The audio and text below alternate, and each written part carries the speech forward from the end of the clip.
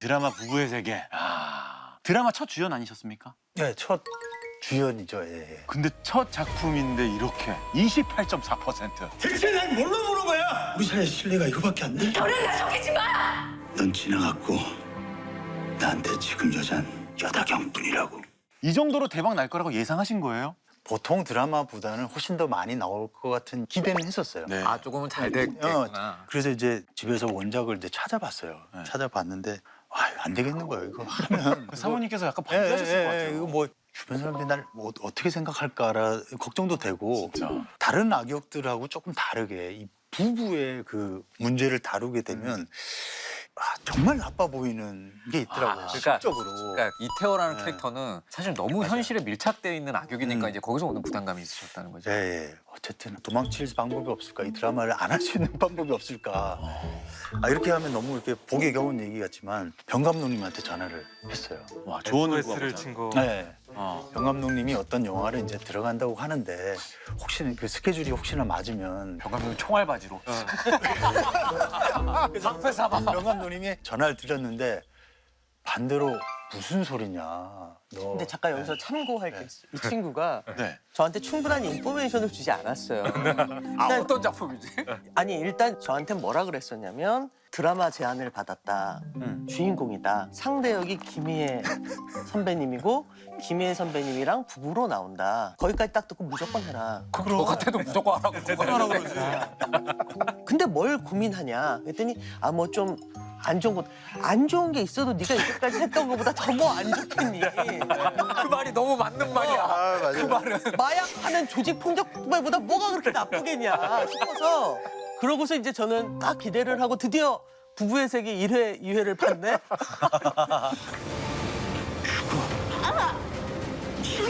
야, 난 마약 파는 조직 폭력배보다 더 나쁜 놈일 줄 몰랐어. 저는 첫 회부터 그랬던 것 같아요. 그러니까 김희애 배우가 이 목도리에서 긴 여자 머리카락이 나와서 굉장히 심기가 불편한 상태인데 집에 와가지고는 굳이 받쳐 먹지 않고 국물을 뚝뚝 흘리면서 처묵처묵 할 때 와, 너무 싫다라는 그런 느낌이 확 들더라고요. 보기 안 좋더라고요, 저도. 그리고 또 백상예술대상에서 김희애 씨가 수상을 하면서 이제 소감을 이렇게 말씀하셨죠. 오늘 이 자리에 국민 욕바지 이태호 박해준 씨 후보로 올랐었길 바랬는데 제가 좀 미안하네. 이상 같이 했으면 좋겠어요. 전 당연히 나무주연상 후보에 오르셨을 줄 알았어요. 근데 5명이 딱 나오는데 박해준 배우가 후보에도 안 올라와 있는 거예요. 저는 팬으로서 제가 이거 말도 안 돼 이렇게 생각했었거든요. 그 조금 서운했어요, 사실은. 그러면 이번에는 부부의 세계가 안 들어가나 보다라고 했는데 다른 분들이 다 있고 있어서 이게 어떻게 된 거지? 후보는 좀 그래도 너 누지 상은 안 주시더라도. 근데 이제 그 후보에 오른 친구들을 보니까 너무 쟁쟁한 사람들이 있구나라고 생각을 했고 되게 홀가분했어요. 그래서 그 백상을 초대받았을 때 정말 홀가분하게 그 시상식에 아마 갔었던 기억이 있는데 정말 그냥 즐기는 그냥 축하해주고. 예. 저희가 이렇게 박해준 배우님을 딱 떠올리면 악역이 가장 먼저 떨어지면 그게 다가 아닙니다. 네. 제가 오늘 단톡방에 올린 영화는 독전과 침묵입니다. 이 선생은 악마야. 네가 이 선생이냐? 이 선생님이 누군지 아는 사람은 아무도 없고 진짜 이 선생이 될 거라고 생각했어요. 유나잖아, 미라는 새엄마. 우리 아빠한테 빨대 꽂은 거 아니야? 박윤아 씨를 살해했죠. 이 있습니다. 그날 무슨 일이 있었는지 꼭 알아야겠어. 이 모든 사건을 종결할 이 USB 증거로 신청합니다. 하지만 검사 역할과 조직의 마약 딜러로서 극과 극. 극적인 세계와 다른 어두운 세계를 동시에 우리가 볼 수 있는 대조적인 캐릭터이기도 하고요. 공교롭게도 두 작품 다 중국 영화가 원작이에요. 같은 듯 다른 듯 묘한 그 질감 차이를 좀 즐길 수 있는 구성인 것 같아요. 더불어서 한마디만 더 하자면 너무나 이혜영 감독스러운 영화고 너무나 정지우 감독스러운 영화다. 그러니까 이혜영 같은 스타일리시한 영화가 독전이라면 정지우 감독 속의 그 어떤 치밀함, 어떤 디테일함이라는 것 그리고 묵직함이라는 것이 살아있는 게 침묵이란 영화여서 두 편 다 되게 재밌게 보실 수 있는 영화라고 생각을 합니다. 그럼 저희가 먼저 이혜영 감독님이 연출한 영화 독전부터 볼 텐데요. 이게 어떤 작품이죠? 네, 천하장사 마돈나, 경성학교, 사라진 소녀들을 연출한 이혜영 감독의 작품입니다. 아시아 마약 시장을 지배하는 유령 마약 조직의 실체를 두고 펼쳐지는 독한 자들의 전쟁을 그린 영화입니다. 제39회 2018년 청룡영화상 나무조연상 음악상 수상했고요. 제55회 2018년 대종상 영화제 나무조연상 여우조연상 김주혁 배우와 진서연 배우가 수상했습니다. 제55회 2019년 백상예술대상 영화부문 남자조연상 역시 고 김주혁 배우가 수상을 했습니다. 자, 개봉일을 보면 2018년 5월 22일에 개봉을 했는데 마약 조직의 임원 선창으로 분한 우리 박해준 씨의 독한 모습이 인상적이죠. 더 독한 모습의 박해준 씨를 볼 수 있는 부부의 세계 비하인드 편이 방송된 날에 개봉했습니다. 네. 미래를 예측하고 개봉날 때. 네. 야, 이거 평행이론인데 완전? 와. 그리고 마지막 락을 찾아와서 라이카를 외치는 원호의 모습이 강렬하죠. 라이카! 봉태규 씨의 박간 양반 하시시박 작가님이 라이카 스토어에서 전시회를 연 날. 대박, 진짜로? 네네네. 그날 개봉했어요. 아, 진짜로? 라이카 스토어. 여기 라이카. 그래요, 그것도. 네. 이야. 말도 안 되죠? 오늘 트레일러는 영화 전문 유튜버인 엉준님이 올려준 영상으로 보시겠습니다. 자신의 정보원인 소녀 수정을 만나고 있는 마약반 형사 조원호. 근데 그 원호는 수정에게 마약 조직의 보스인 이 선생의 단서를 잡기 위해 한 가지 부탁을 하는데요. 어려운 거면 내가 시키지도 않아. 그냥 면접만 보고 오면 돼요. 어? 그럼 9시에 용산역 로비에서 보자. 네? 그런데 최근까지 어쩐지 약속된 시간이 지나도록 수정에겐 연락이 없고 그렇게 수정을 찾아 헤맨 원호는 주차장 한 구석에서 죽어가는 수정을 발견합니다. 수정아! 수정아! 탈이라는 다잉 메시지만을 남긴 채 결국 숨을 거둔 수정. 정말 살 엄청 빼셨어, 저 때. 이 작품 때문에 몇 킬로 빼신 거예요, 조진웅 배우? 10몇 킬로인가 빼셨다고 그러던데. 그때 술을 한 잔도 안 먹었으니까 촬영하면서 술을 그렇게 좋아하는데. 와. 한편 인천의 어느 창고 건물 앞 회의 장소에 뒤늦게 도착한 오연옥은 갑작스러운 폭발의 화염에 튕겨나와 겨우 살아남습니다. 목숨의 위협을 느낀 그녀가 향한 곳은 바로 경찰서. 오연호. 연옥을 처음 맞이한 건 바로 원우였습니다. 이 선생 잡고 싶지? 잡아. 내가 잡게 해줄게. 연옥은 이 모든 일이 대신 이 선생의 지시라 나중에 확신하고 숨어있자. 자신이 근데 살기 이번엔 위해서라도 자세한 정보를 이번엔 나도 풀겠다 주는 선포하죠. 이 선생 이름은 알아? 궁금하니? 처음에 남자 캐릭터였다가 응. 아주 바뀐 거죠. 아. 근데 처음엔 분위기를 너무 잘 만들어 주셨어요. 맞아요. 이것이 기회임을 알게 된 원우는 그녀에게 호의를 베풀지만 어우 이 장면. 아. 그녀는 갑작스레 사망합니다. 무슨 아프셨을 것 같아. 고무 뚝배기였다 그러더라고요. 아, 고무였어요? 진짜요? 음료도 아프지 않았을까요? 한편 폭발한 창고에서 살아남은 유일한 생존자 서영락과 공장 안쪽에 살림집이 있었나 봐요. 영락이 아끼던 개 한 마리. 이름이 뭐예요? 진돗개요. 저 씬이 진짜 중요한 씬이에요. 그쵸. 아니 중요하지 않은 장면이 없게 사실은 너무 설계를 잘해놨어요. 그럼 그 대사 한마디 이런 것들이 다 놓치면 안 돼. 정말로 이 선생님이 이러신 거라고요? 이 선생님이 누군지 아는 사람은 아무도 없어요. 형사님도 모르시잖아요. 나는 잡는다. 그날 이후 이 선생을 잡기 위해 원호에게 협조하는 영락. 한편 영락은 최근 중국 내 최고 마약 조직의 보스 진아림과 거래를 하기로 한 정보를 말하는데요. 그 중국 바이어가 최상급 원료를 가지고 있거든요. 내일 만나서 그걸 내주겠다고 약속을 받아와야 돼요. 그리고 그 원료로 약을 만들어서 다시 그 바이어를 찾아가야 최종 거래가 성사됩니다. 진아림 측이 이 선생 조직원을 모른다는 사실을 이용해 이 선생 조직의 간부 박선창으로 위장 잠입을 하기로 한 원호. 우리가 먼저 만난다. 드디어 원호와 영락의 작전이 시작되고 처음 뵙겠습니다. 박선창입니다. 꽤 인상적으로 등장한 진아림과의 첫 만남. 네가 이 선생이냐? 아닙니다. 제품 완성되면 직접 물건 들고 나오실 겁니다. 원호는 최대한 진아림의 비위를 맞춰가며 정보를 캐내보지만 등장하지 않은 이 선생 때문에 진아림의 비위는 상할 대로 상했죠. 해서 이번엔 다른 샘플을 준비해봤습니다. 보이저가 트렌디하고 감각적이라면 라이카는 클래식하고 묵직합니다. 김주혁, 진서연 배우는 정말 볼 때마다 깜짝깜짝 놀랐죠. 영화에서 진서연 배우는 저 이때 처음 뵀거든요. 아마 진서연 배우님도 이렇게 센 역할은 독전에서가 거의 처음이실 거예요. 겨우 신제품 마약을 건네고 나서야 상황은 어렵사리 마무리. 하지만 임무는 끝나지 않았습니다. 이번엔 박선창을 속이기 위해 원호는 진아림으로 위장하죠. 박해준 배우 영화 속에서 본 가장 짧은 헤어스타일 같아요. 스님으로 저 선수 입장. 아예 없으셨는데. 저렇게 스타일리시한 머리를 한 적은 없었죠. 이거래 걸린 모가지가 수십이다. 잘하자. 잘하자라는 저 대사 장난 아니죠. 진짜 진아림과 비슷한 인상을 풍기며 박선창을 만난 원호. 이 선생 어디 있어? 오늘은 제가 먼저 뵙고 인사드리는 자리입니다. 여기서 니들 모가지만 타고 가도 나야 손해 볼 거 없지. 안 그러냐? 원호는 진아림 비슷한 흉내를 내며 박선창을 속이는 데 성공합니다. 이제 상황은 마무리 단계. 영락이 원호에게 신제품 가짜 마약을 소개하는 순간 이건 저희 스테디셀러 라이카입니다. 잠깐, 원래는 어디 거 썼길래 탁두고 이래. 이는 박선창의 마음에 들리었고 제가 준비해드리겠습니다. 원료부터 따로 빼뒀던 거라 최상급입니다.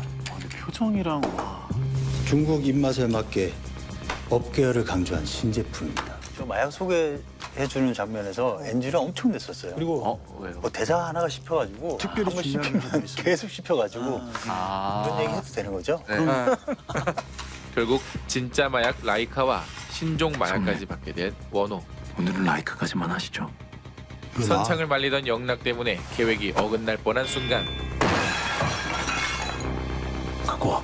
원호는 임무를 들키지 않기 위해 약을 들이킨 후 가까스로 임무를 마무리합니다. 저게 실제로 들이마셔서 생긴 표정. 저게 이제 소금을 이렇게 소품으로 놔두고 흡입하는 장면은 다음 컷에 쓰려고 했는데 조진웅 씨가 이제 쭉 연결하는 과정에서 그냥 소금을 들이마셔버린 거죠. 코에다가. 굉장히 힘든 거예요. 소금을 코에다 넣어버리면. 눈물도 나오고 막 괴로운 그 느낌이 그래서 있는데. 그 표정이 나오는 거. 네. 그 느낌이 너무 좋으니까 고통스러워도 그걸로 다시 한번 해보겠다라고 해서 다시 그렇게 말렸어요. 그리고 왜 그런 짓을 하냐. 저는 배우님이 그렇게 하면 이제 혹시라도 다음 씬에 해야 되는 배우들도 이제 차례로 그치. 소금. 곧바로 원호를 구하기 위해 온갖 방법이 동원되고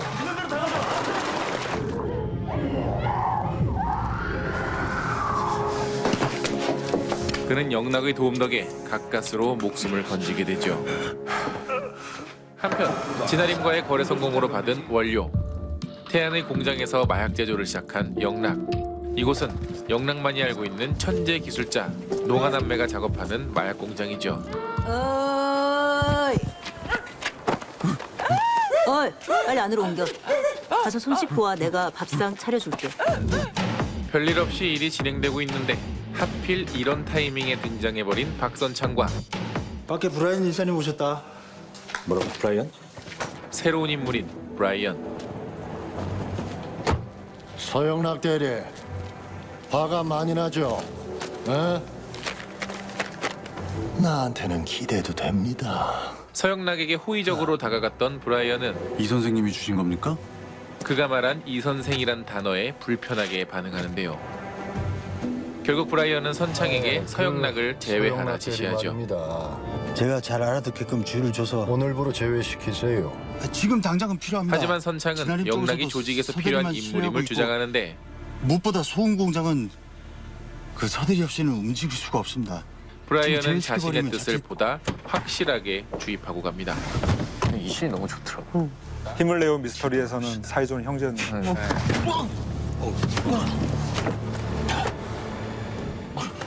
원호는 브라이언의 사진에서 수정의 다잉 메시지와 동일한 심벌을 발견하곤 어쩌면 그가 이 선생일지도 모른다는 의심을 하게 되죠. 이제 완성된 마약. 그러나 위치를 알아챈 진아림의 조직원들이 들이닥치고 야, 씨발, 많아. 원호와 영락은 어딘지 알 수 없는 진아림의 소굴로 납치됩니다. 이게 이 선생이다? 아닙니다. 아니더라고. 진아림은 원호의 동료가 경찰인 것을 파악하죠. 아이들은 지금 너무 진아림과의 정면 승부를 택한 원호. 영락의 목숨을 구해준 원호는 도망가는 진아림의 뒤를 계속해서 쫓아갑니다. 어디 다 쌌냐?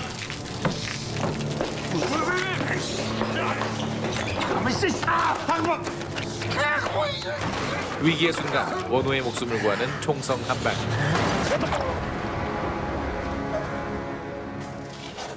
이번에도 영락의 도움으로 진아림을 제거하고 목숨을 구한 원호입니다. 저는 죽고 나서 나오는 노래랑 이렇게 막 돌아가는 네. 조명들이 너무 좋더라고요. 경험아. 정면아 이 새끼야. 이제 원호는 마지막 거래만을 남겨두고 있습니다. 브라이언에 숨겨진 아지트는 바로 수정이 살해당했던 용산역. 드디어 만나게 된 진아림으로 위장한 원호와 박선창 그리고 브라이언. 아이디어 되게 좋잖아요. 용산역 지하 어딘가에 저런 곳이 있어. 소공장도 그렇고 그래. 헌팅이나 이런 미술이 굉장히 정말 좋았어요. 양해해 주십시오. 한편 선창은 영락과 따로 자리를 만드는데 그 서영락 대리는 박상우랑 정리할 게 좀 있는데. 자, 처리하자 다녀와요. 이거죠. 이 장면도 너무 나 내가 눈깔 파버린다고 했지. 저게 너무 좋았어요, 저는. 이거. 저 대사를 제 입대로 좀 고쳤었던 것 같아요. 이것도 직접 넣으신 거예요? 대가리가 그리고 그때 제가 바로 이 선생입니다. 원호 앞에서 브라이언은 자신이 이 선생이라 고백합니다. 하지만 원호는 나는 이 선생을 브라이언이 안다. 이 선생이 아니라 생각하는데요. 어떤 한 인간을 존나게 집착하다 보면은 말로 설명할 수 없는 이상한 신념 같은 게 생기거든. 야, 근데 왜 나는 뭔가 와닿지를 않냐? 마침 등장한 진짜 이 선생의 잔인한 메시지.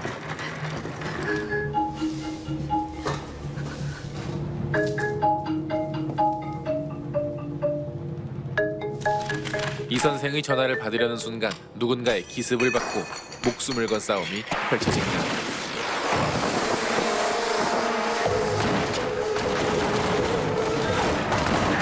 그 틈에 도망가려던 브라이언을 잡는 원호. 싸움이 한창이던 그때 정체불명 암살자들의 개입으로 상황은 일단락되었는데 그들의 정체는 바로 농아남매였습니다. 이때 진짜 이 선생이 브라이언 앞에 등장하는데요. 여보세요, 이사님. 그는 바로 서영락.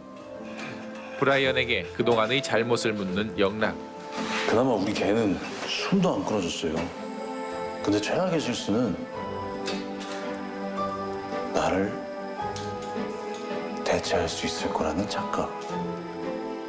이 선생 행세를 한 브라이언에게 자신이 아끼던 개와 똑같은 상처를 내 복수하는 영락, 아니 이 선생. 이성야 이 새끼야! 그렇게 이 선생은 어디론가 징발해버렸지만 브라이언의 흉터를 본 원호는 그것이 무엇을 의미하는지 바로 알아챘죠. 야, 인도께 라이카. 그건 바로 그가 진돗개라고 부른 개 라이카였습니다. 직감적으로 라이카에게 추적 장치를 심어둔 원호는 끝끝내 설원 어딘가에 잠복해 있는 이 선생을 추적하죠. 라이카!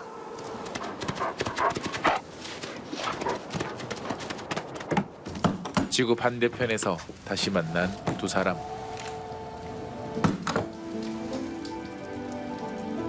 넌 살면서 행복했었던 적이 있냐? 자신을 도와준 게 의리였는지 아니면 이용이었는지는 끝까지 알 수 없는데요.